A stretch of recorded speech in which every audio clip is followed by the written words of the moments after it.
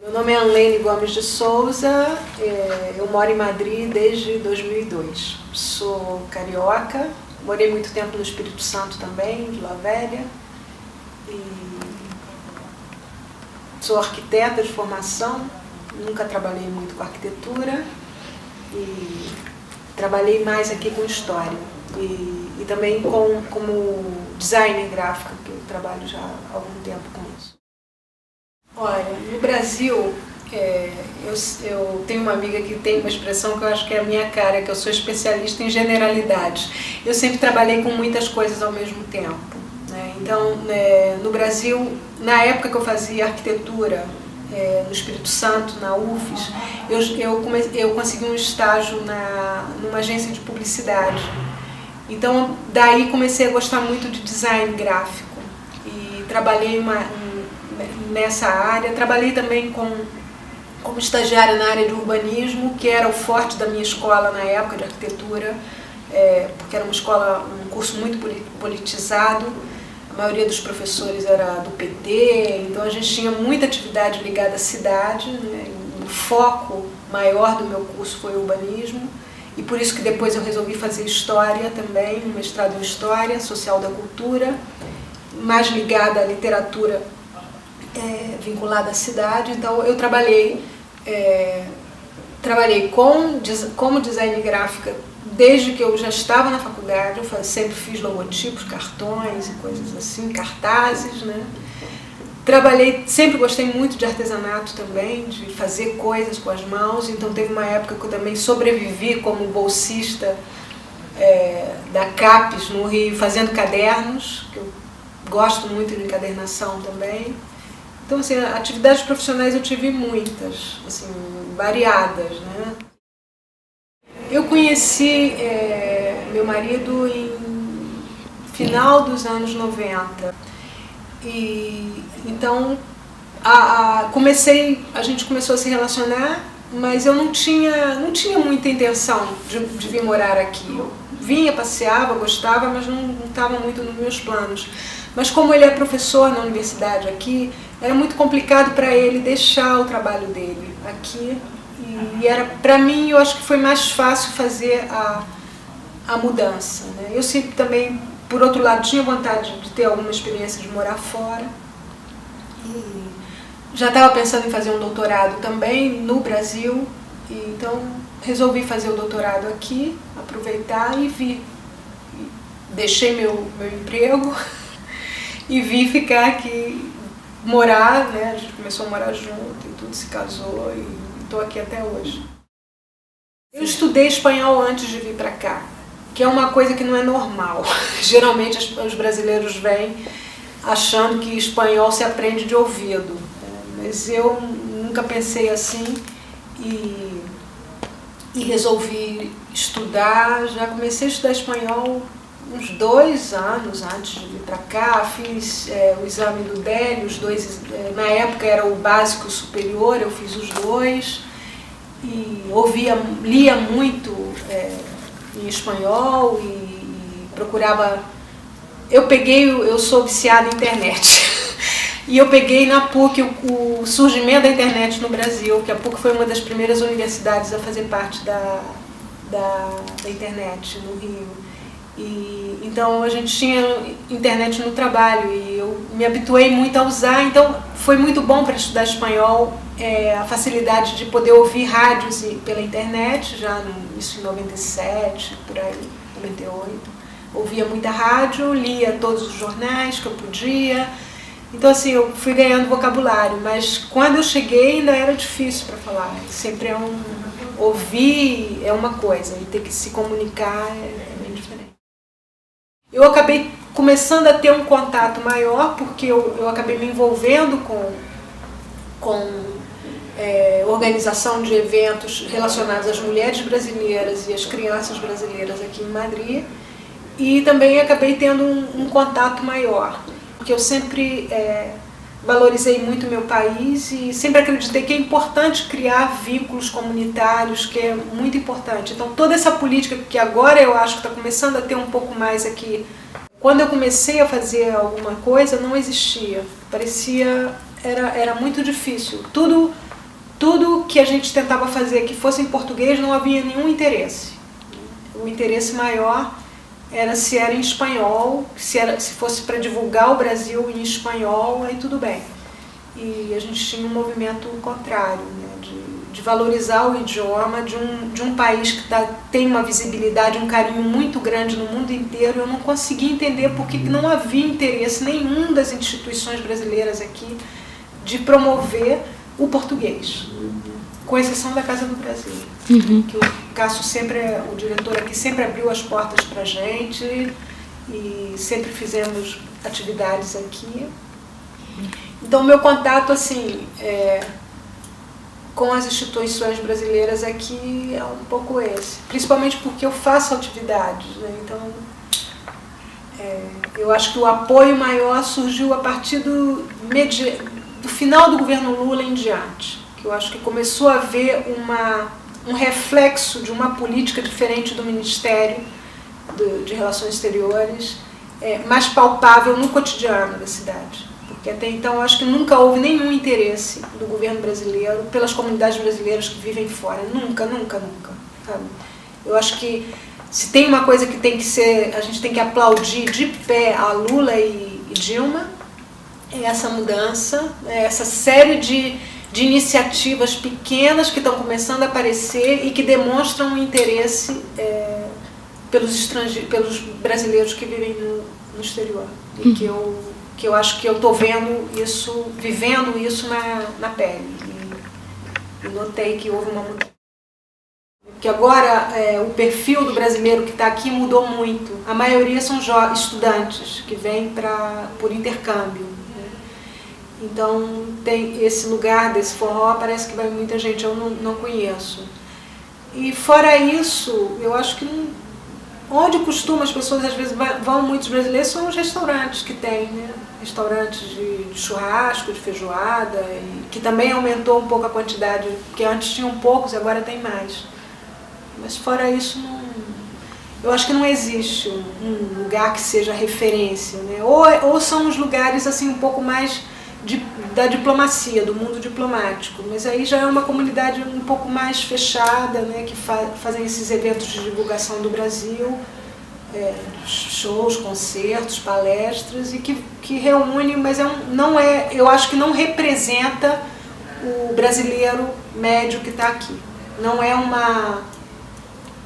Não atinge a maioria do público que está aqui ainda, a maior parte da população que está aqui é de outro tipo. Então não é uma pessoa que vai numa palestra sobre economia ou sobre literatura, não, acho que não. Eu queria agradecer a oportunidade de participar do projeto, que eu admiro muito, e eu acho que é sempre muito válido qualquer ação que venha no sentido de valorizar a vida que a gente vive fora do país da gente. Eu acho que é muito importante o trabalho que vocês estão fazendo. E gostei muito de participar. E acho que é isso, o que eu gostaria que esse projeto continuasse, né, que tivesse apoio. O apoio tem que vir, que eu acho que é importante que tenha. E que as pessoas, eu acho que é muito importante morar fora, eu acho. Quem tiver a oportunidade de morar fora, eu acho que sempre é uma experiência muito válida. Válida sempre que a gente venha com a vontade de realmente morar fora, porque tem gente que vem e continua morando no país de origem.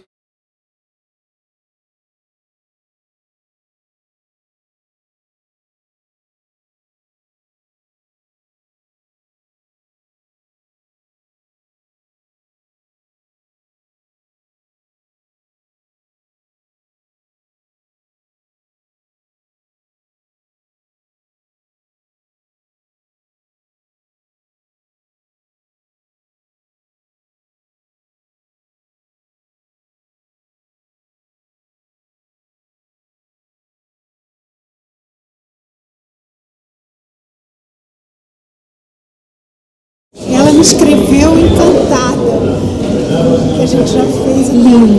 Lindo. É isso que a gente deu uma boa, a gente deu uma relaxada. Uma coisa era bastante evidente. Cada vez que terminava um evento, no começo, a gente tinha vontade de fazer outro. Né? Isso era, se terminava um, já ficava gritando. E o negócio a gente foi cada vez distanciando de um evento para o outro, então essa motivação, ela vai perdendo. E outra coisa também, muita gente foi embora, então os eventos também estão cada vez com menos gente participando, embora seja esse ano a gente descobriu que é entre aspas, né? Porque o carnaval foi um sucesso que a gente não esperava que fosse O que será isso? Porque as pessoas gostam de festa. Mas festa é legal. Festa é legal. Festa e outra, é uma festa. Mas o trabalho da gente nunca foi voltado para festas. Não, mas é que carnaval é uma festa folclórica, é uma festa importante, né, do país. E todo brasileiro quer mostrar para os filhos o que é o carnaval. E aqui não tem. Então, eles acabam unindo muito agradável. Além de levar as crianças para se divertirem no carnaval, conhece o que é o nosso carnaval, tipo lá em São Paulo. E eles vão também, os pais. Na verdade, a motivação é maior dos pais do que das crianças. De ir participar, né, junto com os filhos. É porque tem os pais que ficam dançando o tempo inteiro. Eu acho que recordando, né, o que é o carnaval. Porque aí bota marchinha.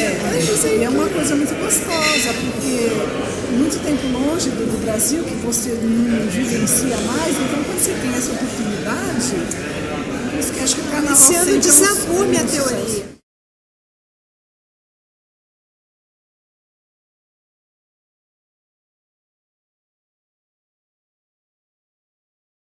O Brincando surgiu porque nós participávamos de uma comunidade do Orkut só de mulheres brasileiras, que era muito ativa, uma comunidade muito unida. Eu até escrevi sobre isso essa semana. E nessa comunidade a gente fazia encontros de mulheres. E nesses encontros as crianças iam também, iam as mães com as crianças, quem tinha filho. E eu comecei a reparar que as crianças não falavam português, porque as mães tinham uma certa dificuldade com as línguas. E comentei com um grupo mais próximo, que era Sueli, Valéria e Neide, que a gente podia tentar fazer alguma coisa, porque a gente sempre fazia cantinho das crianças. Tinha necessidade de montar um espaço para as crianças ficarem entretenidas, enquanto isso, a gente poder fazer nosso evento, né, que era conversar, né, trocar experiências, e esses encontros naturais. E era legal também para as crianças poderem, entre elas, se conhecerem, ter amigos brasileiros, né? Aí eu fiz uma proposta junto com elas, a gente foi redigir, se reunindo, de fazer por estações, né? Quando a gente começou era fazer encontros infantis 4 vezes ao ano. A gente começou a falar sobre isso no final de 2007, em 2008 a gente fez o primeiro em abril, na primavera. Era Brincar e Expurgar. Era um um jogo com português e espanhol. E a gente fez o Brincar da Primavera e o do Verão. Já os outros a gente não conseguiu fazer. Então, coincidiu com uma série de coisas nossas também, de ter organização. A gente levou esse projeto para a Casa do Brasil. O Cássio se interessou, a Casa do Brasil. A gente fez o primeiro. Centro Africano. A gente se reunia na Casa do Brasil. O segundo no Centro Parque. E acho que foi o terceiro. O terceiro que a gente fez na Casa do Brasil. E depois que a gente adorou o espaço, que era bastante acolhedor, né? E aí a gente manteve a residência do projeto. O primeiro foi no Centro Hispano-Africano e teve a participação da mulher do embaixador do Brasil na época, que era uma atriz, ela era escritora, lançou um livro em português, e aí ela fez a leitura do livro, foi muito legal. Então foram muitas crianças. No começo ia muita gente, era uma coisa bacana. Às vezes chegava um ponto que a gente tinha que falar que não podia mais, tá? Iam 50, 60 crianças. Mas depois, com o passar dos anos, esse público foi se reduzindo muito. E ultimamente tem custado muito a gente conseguir 20 crianças, 30. E por que será? Muitas famílias foram embora.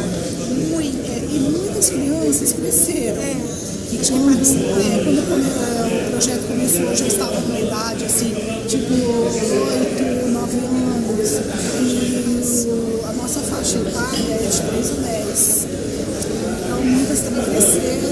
Que na verdade 3 a 10, mas acaba que a gente atinge mais ou menos de 3 a 6, 7 no máximo. Até antes de 3, porque tem muito bebê. Essas têm irmãozinho, sabe? Tem a criança, o irmão é de estar no colo ainda, então os pais trazem, então já começam a... E tem muita mãe que tem criança de 2 anos e quer que participe, porque ainda a criança ainda não tem iniciativa, não acompanha. Mas depois de 6, 7, a criança já... Tem muitas que já não vão, porque querem fazer outra coisa, já não tem... Eu acho que os pais já não têm essa autoridade sobre eles. Mas eu acho que basicamente diminuiu porque muitos foram embora. Houve uma queda muito grande no número de brasileiros morando aqui, famílias. E outra coisa também que nós reparamos é que nos finais de semana, muitas das famílias que moram aqui são evangélicas. E é o dia da semana que eles têm atividades. Então muitas não frequentam porque têm atividades religiosas, ou no horário coincide, ou tem uma atividade de manhã, então se a nossa é à tarde já não querem ir porque é à tarde. Tem uma série de fatores. Mas tudo isso para mim foi por água abaixo quando eu vi 120 crianças esse ano no carnaval. 120 crianças. Então, onde surgiram essas crianças? Exatamente, a mesma pergunta que eu faço. Porque o ano passado nós fizemos 9 atividades. E não foram 120 crianças em nenhuma. A atividade que teve 7 não. Nós fizemos umas 10 atividades no total. A única atividade que foi mais gente foi o piquenique no verão. Que é um piquenique que a gente costuma fazer todos os anos, que é uma espécie de confraternização das famílias, e sempre vai muita gente. Mas o restante das atividades ninguém. Pra gente que estava acostumado a fazer para 50, ter 20, ter 15, dá um desânimo muito grande.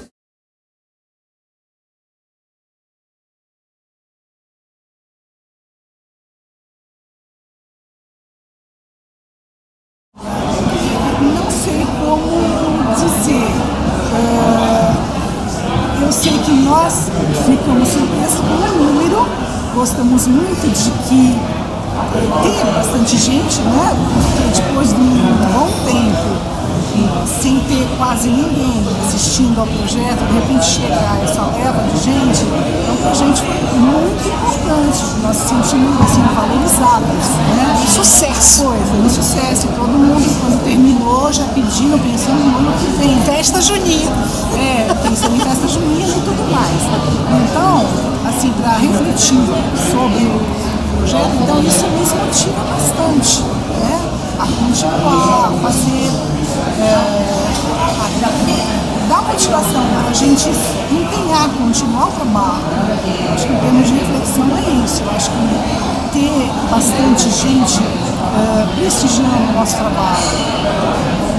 A minha reflexão é que a gente tem que mudar o foco. Se a gente quer atingir mais pessoas, de alguma forma. E já para esse ano, as propostas que nós temos de atividade,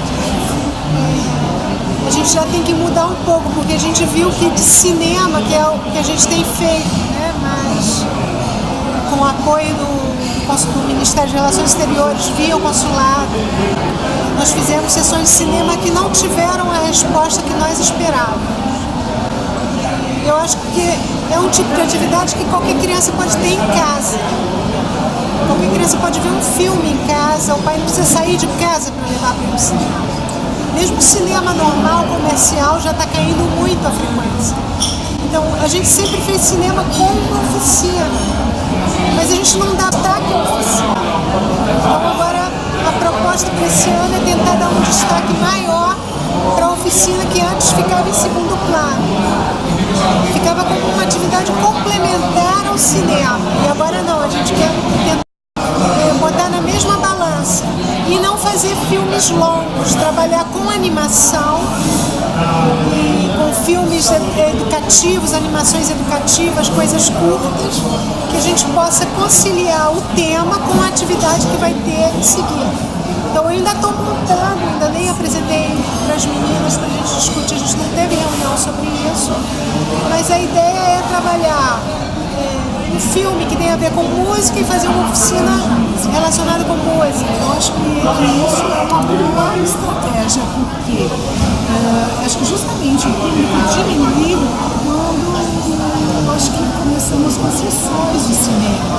Que no começo teve bastante audiência, mas depois com o tempo foi diminuindo. Porque um filme a criança pode ver em casa. Eu acho que esse contato dela ter um amiguinho, de brincar, o cinema não proporciona, sabe? Não proporciona a integração das crianças. Exatamente. Essa troca. Então isso a gente teve uma experiência muito interessante no carnaval, com as duas oficinas que a gente fez no carnaval, uma de percussão e outra de dança, que as crianças adoraram. Muito legal. Então, quando a gente fala em carnaval, não foi um evento de carnaval onde a criança entra num salão e fica dançando o tempo todo e vai embora com a fantasia dançando. Não. Foi um evento bem estruturado, que tinha um momento, né, das oficinas, de percussão, tinha um momento de baile, marchinhas, sabe? Teve diversas. Bem pensado.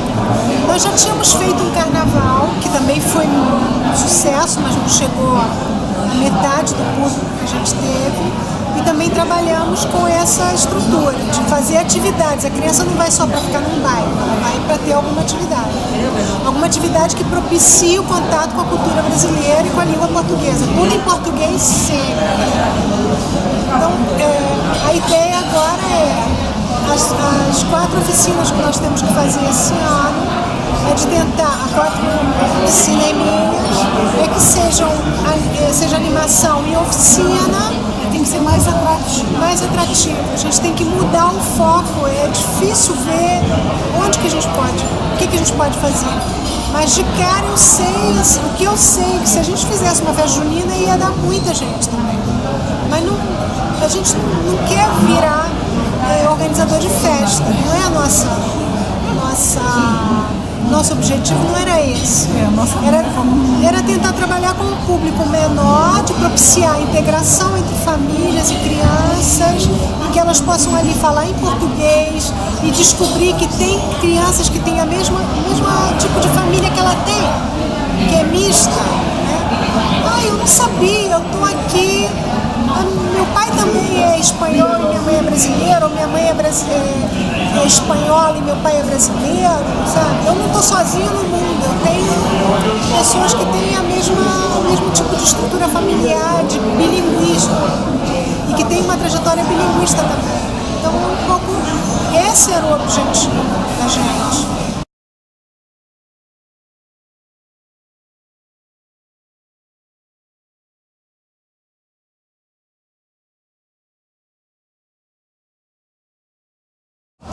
Contação de história nós já fizemos. Os primeiros eventos a gente fazia era uma coisa assim, um mix. Isso a gente foi mudando também. Uma coisa que no começo a gente sempre tem Era mega evento. e quase que permanece são as nossas brincadeiras, né, tradicionais. As brincadeiras do Brasil, de rua, sabe? Corre com tia. Coisas assim, lencinho atrás, e as crianças adoravam, os pais brincavam também. Então isso sempre era muito Momentos da brincadeira. solicitado, muito pedido. Então isso sempre tinha uma coisa que marcava muitos eventos. E fora isso, tinha quase todos, e fora isso a gente diversificava, conforme o evento, como tivemos de oficina da música com a Anali, tivemos também do Dia do Livro, fizemos teatro, que mais que nós fizemos? Contação de história, fazíamos oficinas de pintura, então, sabe, No começo os eventos eram assim. Nós também proporcionamos alguns piqueniques, encontros mais ao ar livre, onde tinha gincana, uma coisa muito bacana. Gincana junina. Gincana junina, sabe aquelas brincadeiras de corrida de saco, de ovo, quadrilha, que foi muito legal a quadrilha, sem ensaio, sem nada, sabe, uma quadrilha funcionar na hora, foi muito bacana. Pescaria. Mas isso também nós fomos amadurecendo e aprendendo a fazer, porque no começo a gente fazia cantinho das crianças, cantinho da biblioteca, fazia várias atividades e era um desgaste de energia muito grande para organizar tudo e para fazer tudo isso funcionar. Umas coisas davam certo e exigia ter uma quantidade de material muito grande. Então, com o tempo a gente foi aprendendo a focar e fazer, por exemplo, uma oficina de brincar-te, por exemplo, a gente já fez. Contratamos uma monitora, ela veio dar uma oficina de arte e o foco da atividade é aquela oficina. A gente vai ter umas brincadeiras iniciais, um cantinho com os livros e desenhos que a gente sempre procura manter, mas não tem mais aquela necessidade da gente chegar. A gente chegava com caixas de mudança. A gente fazia mudança. Eram muitos livros que a gente trazia. Livros, brinquedos. Era uma loucura. Agora não. Agora a gente foca. Por exemplo, fizemos um encontro onde teve a contação da história do menino Marquinhos, né?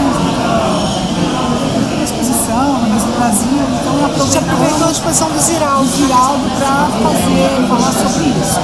E a partir daí, depois da contação de história, nós desenvolvemos uma oficina de pipa.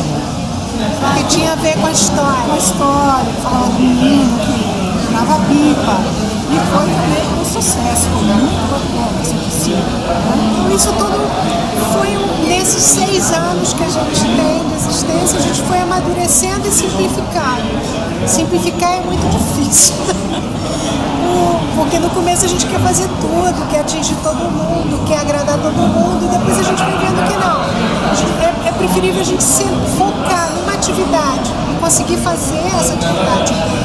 A gente teve a sorte de a partir, tem uns 3 anos, que tem uma pessoa que faz parte da equipe que não está aqui hoje, que é a Maria Carolina, que é uma excelente contadora de histórias. Ela naturalmente sabe fazer isso, conta muito bem. Nós já fizemos 3 contações de história com ela, todas muito divertidas.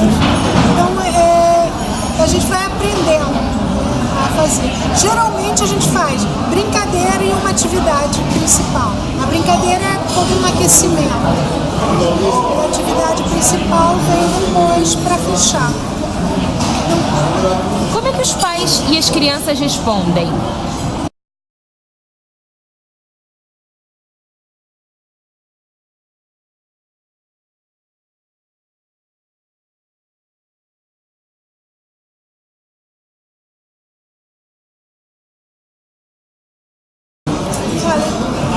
Varia muito, né? Como a gente já sabe, cada família é um mundo. Tem famílias que têm mais abertura para outro idioma, para o português principalmente, outras não. Então, tem crianças que não falam português. E a expectativa dos pais é que parece que elas vão chegar ali e vão começar a falar português, às vezes.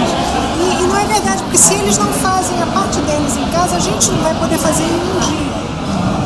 Então, assim, mas de um modo geral, a expectativa dos pais é que as crianças tenham contato com o idioma, tenham contato com a nossa cultura. A maioria das crianças chegam falando em espanhol. Elas falam espanhol entre elas, a gente entendem a nós falamos em português e elas entendem, compreendem tranquilamente. Então, a ideia é essa, porque a partir daí você não pode perder se for a criança ouvindo, pelo menos o português, já é um trabalho muito legal, sabe? De ouvir não só os pais, ouvir outras pessoas também. Porque muda o foco para ela, né? Ela percebe que a família dela não é estranha, que esse mundo existe, apesar dela viajar e ter contato com as famílias, mas no cotidiano dela ninguém fala português, ou pelo menos não é a língua predominante. Então o que a gente tenta é que é difícil até pra gente no começo. Às vezes a gente se pega falando espanhol no meio das coisas. E a gente tem que... Não, pera. É um esforço de a criança tá te respondendo em espanhol e você tá falando com ela em português. E insiste. E tem umas que não entendem. Não entendem nada. E geralmente o pai ou a mãe fica do lado para poder ajudar. Isso também foi uma coisa que nós mudamos. Quando nós começamos, como a gente vinha de uma trajetória de encontros de mulheres, os encontros que nós fazíamos infantis eram para mães e crianças, os pais não participavam. E a partir do segundo, terceiro ano nós abrimos. E foi muito legal, porque os pais gostam muito, muitos pais não vão. A gente tem várias mães que vão sozinhas. Mães brasileiras. Mas tem algumas famílias que já acompanham a gente, faz questão de ir, fala aquele português enrolado. Muito legal. Brasileiros e espanhóis, sabe? A gente percebe que os espanhóis gostam da cultura. Curtem muito. Curtem, querem falar também aquele pouquinho que sabe, algumas palavrinhas, querem falar. Muito bacana. Legal, então eu acho que assim, de um modo geral, a cada encontro a gente vai aprendendo alguma coisa e vai vendo o que funciona e o que não funciona. Mesmo os encontros, o ano passado nós fizemos no Natal uma sessão de cinema da Turma da Mônica, que foram 10 crianças, mas foi um dos encontros mais legais que nós fizemos durante todo o ano, porque teve uma integração mas também a assistência pequena, por quê? Porque era próximo de férias, tem muitas famílias que no final do ano vão ao Brasil para visitar os parentes daí, né? Então coincidiu com algumas datas que nós tivemos aí, mas enfim, foram poucas, mas assim, teve muita qualidade, vamos dizer, nesse encontro pequenininho, a oficina, as crianças muito participativas, com sede de aprender, está muito gostoso. Mas isso, mas isso assim, é uma coincidência, não é uma coisa que a gente possa programar qual vai ser a resposta.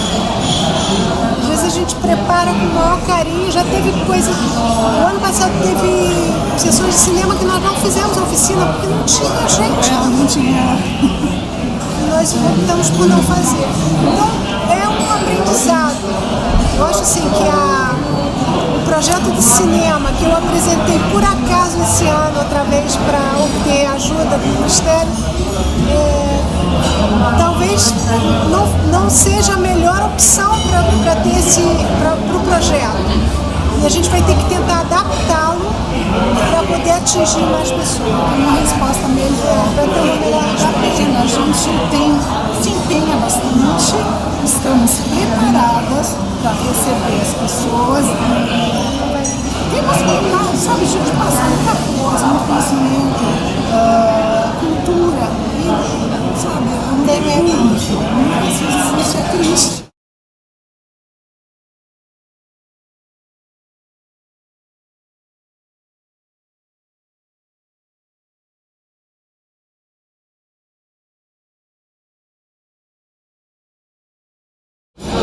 Encontros de mulheres ainda acontecem, teve um esse ano.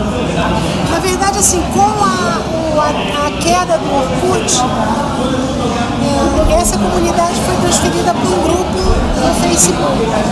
O Facebook não tem a mesma característica do Orkut para esse tipo de atividade, de comunidade como era. As comunidades têm no Orkut tinha uma dinâmica diferente. Eram mais fortes ligas. E a ferramenta que dava a liga, que era o Orkut, era mais plástica, no sentido de que ela tem memória. Era fácil localizar qualquer informação. E o Facebook é muito imediatista. O Facebook é hoje, não tem passado. Se você posta uma coisa no Facebook, no teu perfil, vai tentar procurar de 2 anos atrás. Você pode perder 2 horas fazendo isso, porque essa informação desaparece. E no Orkut não. No Orkut era fácil achar tudo, então tinham tópicos, assuntos que estavam ali, que as pessoas buscavam. Isso. Então a migração de uma ferramenta para outra, de uma rede para outra, mudou um pouco a dinâmica do grupo. Mas ele continua existindo e pessoas foram chegando. Eu já não faço parte como eu fazia antes, a Sumi ainda participa de algumas coisas. Mas na época do Orkut era diferente. Também havia mais brasileiros, foi muita gente. Mas foi um período muito mágico, muito especial. A gente fazia encontros que iam 80 mulheres. Muita gente. Encontros enormes. Muito legal. Muita gente. Eu fiz amizades assim para toda a vida.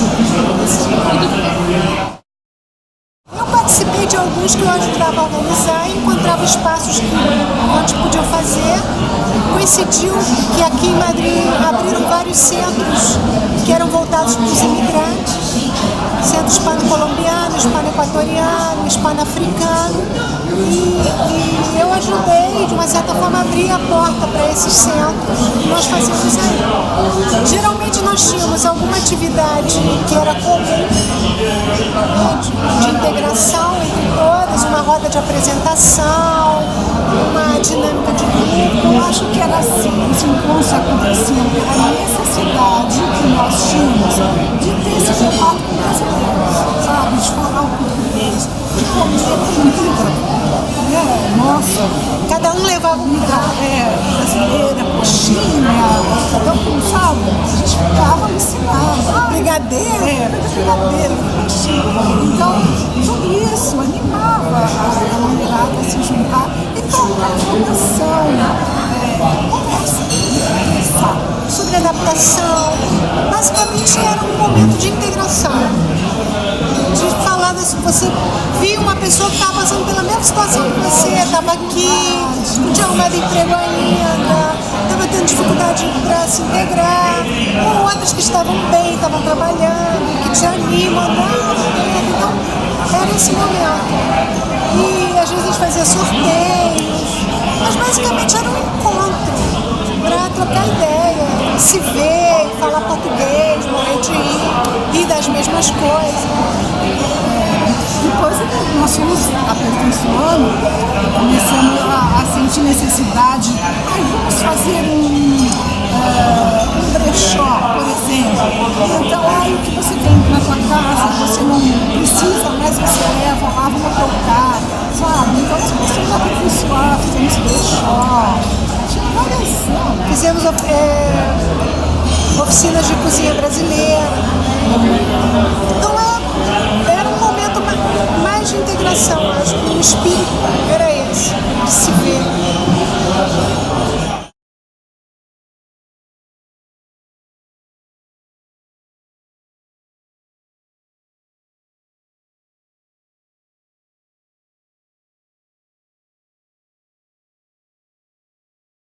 Na mesma balança e não fazer filmes longos, trabalhar com animação e com filmes educativos, animações educativas, coisas curtas, que a gente possa conciliar o tema com a atividade que vai ter em seguida. Então eu ainda estou montando, ainda nem apresentei para as meninas para a gente discutir, a gente não teve reunião sobre isso, mas a ideia é trabalhar um filme que tem a ver com música e fazer uma oficina relacionada com música. Eu acho que isso é uma boa estratégia, porque acho que justamente o público diminuiu quando acho que começamos com sessões de cinema. Que no começo teve bastante audiência, mas depois com o tempo foi diminuindo. Porque um filme a criança pode ver em casa. Eu acho que esse contato dela ter um amiguinho, de brincar, o cinema não proporciona, sabe? Não proporciona a integração das crianças, essa troca. Então isso a gente teve uma experiência muito interessante no carnaval, com as duas oficinas que a gente fez no carnaval, uma de percussão e outra de dança, que as crianças adoraram. Muito legal. Então, quando a gente fala um carnaval, não foi um evento de carnaval onde a criança entra num salão e fica dançando o tempo todo e vai embora com a fantasia dançando. Não. Foi um evento bem estruturado, que tinha o momento, né, das oficinas, de percussão, tinha um momento de baile, marchinhas, sabe? Teve diversas. Bem pensado. Nós já tínhamos feito um carnaval, que também foi um sucesso, mas não chegou a metade do público que a gente teve. E também trabalhamos com essa estrutura de fazer atividades. A criança não vai só para ficar num baile, ela vai para ter alguma atividade. Alguma atividade que propicie o contato com a cultura brasileira e com a língua portuguesa. Tudo em português sempre. Então, a ideia agora as 4 oficinas que nós temos que fazer esse ano é de tentar, 4 cineminhas, que seja animação e oficina. Tem que ser mais atrativo. Mais atrativo. A gente tem que mudar o foco. É difícil ver onde que a gente pode, o que a gente pode fazer. Mas de cara eu sei, assim, o que eu sei, que se a gente fizesse uma festa junina ia dar muita gente também. Mas não, a gente não quer virar organizador de festa. Não é nosso objetivo não era esse. Era tentar trabalhar com um público menor, de propiciar a integração entre famílias e crianças, e que elas possam ali falar em português e descobrir que tem crianças que têm a mesma tipo de família que ela tem, que é mista. Né? Eu não sabia, eu estou aqui. Meu pai também é espanhol e minha mãe é brasileira, ou minha mãe é espanhola e meu pai é brasileiro, sabe? Eu não estou sozinha no mundo, eu tenho pessoas que têm o mesmo tipo de estrutura familiar, de bilinguismo, e que têm uma trajetória bilinguista também. Então, um pouco, esse era o objetivo da gente. Contação de história nós já fizemos. Os primeiros eventos a gente fazia, era uma coisa assim, um mix. Isso a gente foi mudando também. Uma coisa que no começo a gente sempre tem. Era mega evento. E quase que permanece são as nossas brincadeiras, né, tradicionais. As brincadeiras do Brasil, de rua, sabe? Corre com tia. coisas assim, lencinho atrás. E as crianças adoravam, os pais brincavam também. Então isso sempre era muito Momentos da brincadeira. solicitado, muito pedido. Então isso sempre tinha uma coisa que marcava muitos eventos. E fora isso, tinha quase todos, e fora isso a gente diversificava.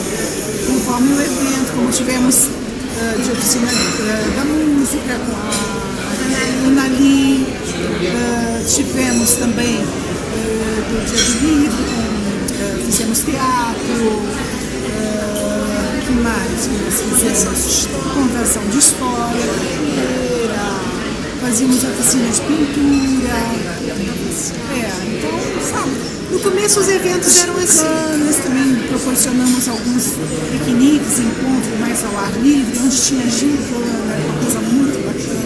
Gincana junina. Gincana junina, sabe aquelas brincadeiras de corrida de saco, quadrilha, que foi muito legal. Quadrilha, sem ensaio, sem nada, sabe, uma quadrilha funcionar na hora, foi muito bacana.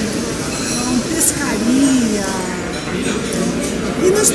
Mas isso também nós fomos amadurecendo e aprendendo a fazer, porque no começo a gente fazia cantinho das crianças, cantinho da biblioteca, fazia várias atividades e era um desgaste de energia muito grande para organizar tudo e para fazer tudo isso funcionar. Algumas coisas davam certo e exigia ter uma quantidade de material muito grande.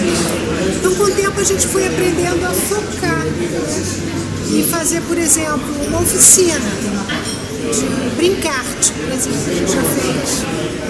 Contratamos uma monitora, ela veio dar uma oficina de arte e o foco da atividade é aquela oficina. A gente vai ter umas brincadeiras iniciais, um cantinho com os livros e desenhos que a gente sempre procura manter, mas não tem mais aquela necessidade da gente chegar. A gente chegava com caixas de mudança. A gente fazia mudança. Eram muitos livros que a gente trazia. Brinquedos.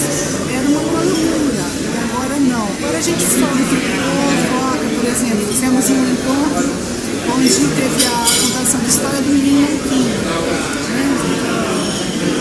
Uma exposição na Casa do Brasil. Então a gente aproveitou a exposição do Ziraldo para falar sobre isso. E a partir daí, depois da contação da história, nós desenvolvemos uma oficina de pipa. Que tinha a ver com a história. Com a história, que falava do menino que tomava pipa.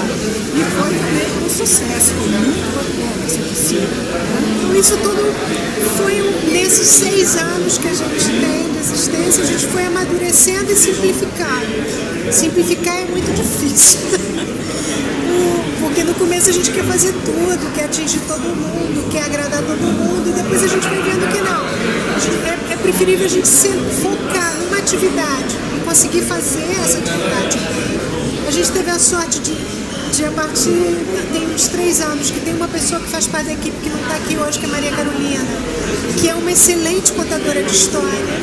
Ela naturalmente sabe fazer isso, conta muito bem. E nós já fizemos 3 contações de história com ela, todas muito divertidas.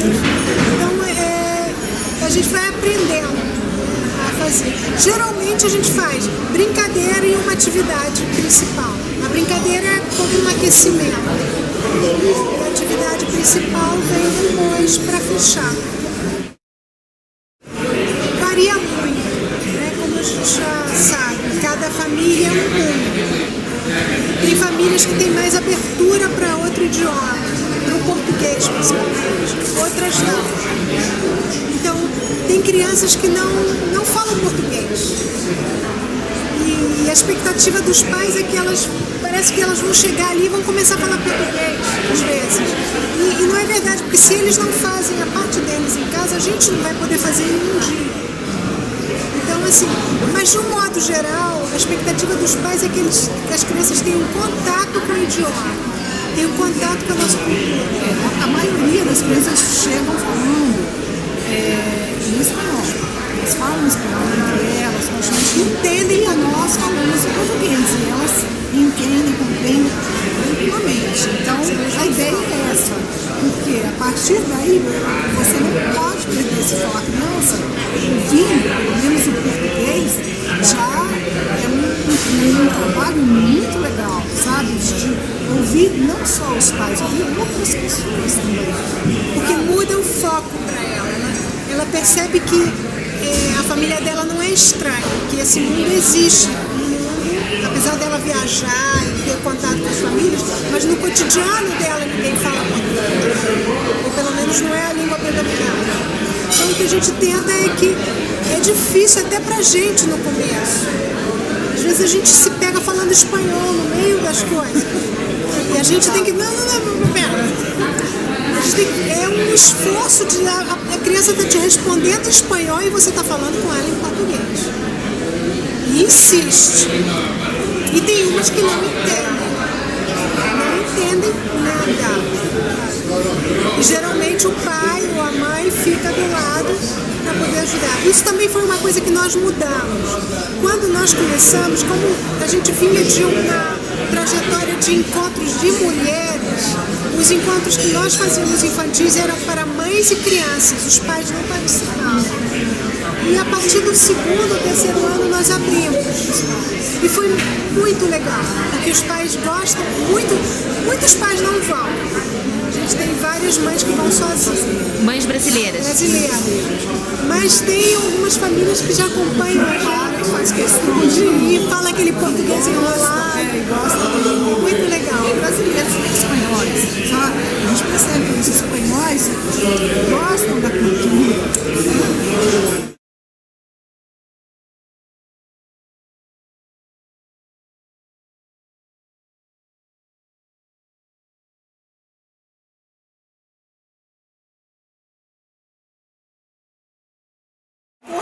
Curtem, querem falar também um pouquinho que sabe, algumas palavrinhas, querem falar, muito legal.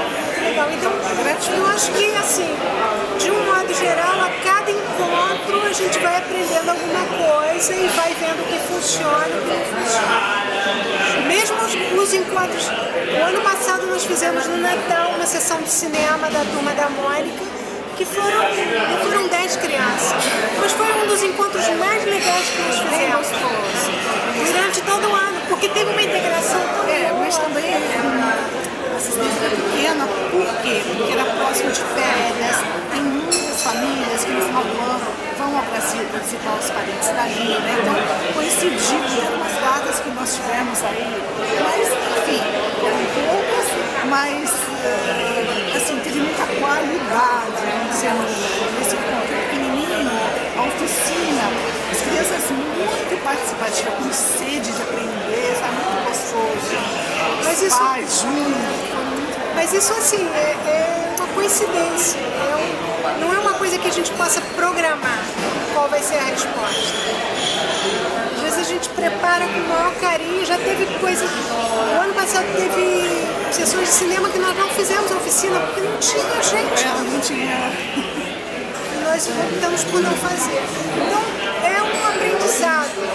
Eu acho assim que o projeto de cinema que eu apresentei por acaso esse ano, outra vez para obter ajuda do Ministério, talvez não seja a melhor opção para ter para o projeto. E a gente vai ter que tentar adaptá-lo para poder atingir mais pessoas. Uma resposta melhor. Para ter uma melhor resposta.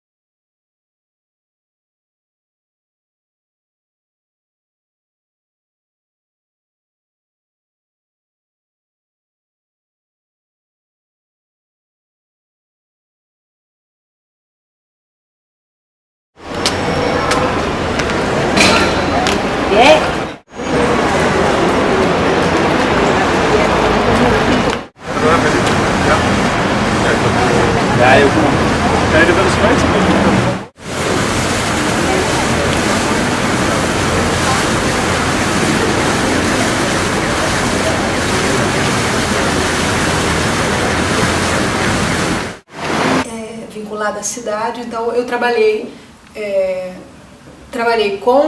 como design gráfica desde que eu já estava na faculdade. Eu sempre fiz logotipos, cartões e coisas assim, cartazes, né? Trabalhei, sempre gostei muito de artesanato também, de fazer coisas com as mãos, então teve uma época que eu também sobrevivi como bolsista da CAPES no Rio, fazendo cadernos, que eu gosto muito de encadernação também. Então, assim, atividades profissionais eu tive muitas, assim, variadas, né? Eu conheci meu marido em final dos anos 90. E então a gente começou a se relacionar, mas eu não tinha muita intenção de vir morar aqui. Eu vinha, passeava, gostava, mas não estava muito nos meus planos. Mas como ele é professor na universidade aqui, era muito complicado para ele deixar o trabalho dele aqui.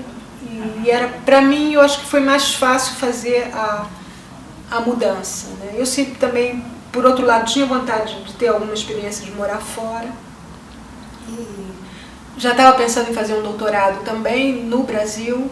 E então resolvi fazer o doutorado aqui, aproveitar e vir. Deixei meu emprego e vim ficar aqui, morar, né? A gente começou a morar junto e tudo, se casou e estou aqui até hoje. Eu estudei espanhol antes de vir para cá, que é uma coisa que não é normal. Geralmente os brasileiros vêm achando que espanhol se aprende de ouvido, né? Mas eu nunca pensei assim e resolvi estudar. Já comecei a estudar espanhol uns 2 anos antes de vir para cá. Fiz o exame do DEL, os dois, na época era o básico e o superior, eu fiz os 2 e lia muito em espanhol e procurava. Eu sou viciada em internet e eu peguei na PUC o surgimento da internet no Brasil, que a PUC foi uma das primeiras universidades a fazer parte da internet no Rio.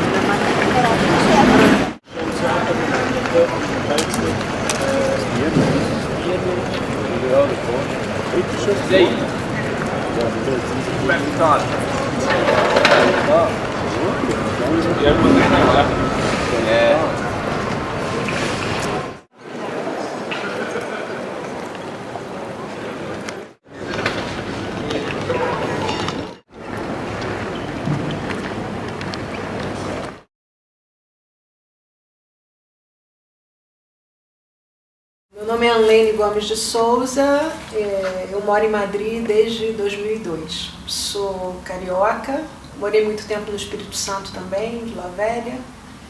E sou arquiteta de formação, nunca trabalhei muito com arquitetura e trabalhei mais aqui com história. E também como designer gráfico, que eu trabalho já há algum tempo com isso. Olha, no Brasil, eu tenho uma amiga que tem uma expressão que eu acho que é a minha cara, que eu sou especialista em generalidades. Eu sempre trabalhei com muitas coisas ao mesmo tempo, né? Então, no Brasil, na época que eu fazia arquitetura no Espírito Santo, na UFES, eu consegui um estágio numa agência de publicidade. Então, daí comecei a gostar muito de design gráfico e trabalhei nessa área. Trabalhei também como estagiária na área de urbanismo, que era o forte da minha escola na época de arquitetura, porque era um curso muito politizado. A maioria dos professores era do PT, então a gente tinha muita atividade ligada à cidade, né, no foco maior do meu curso foi o urbanismo, e por isso que depois eu resolvi fazer História também, um mestrado em História Social da Cultura, mais ligada à literatura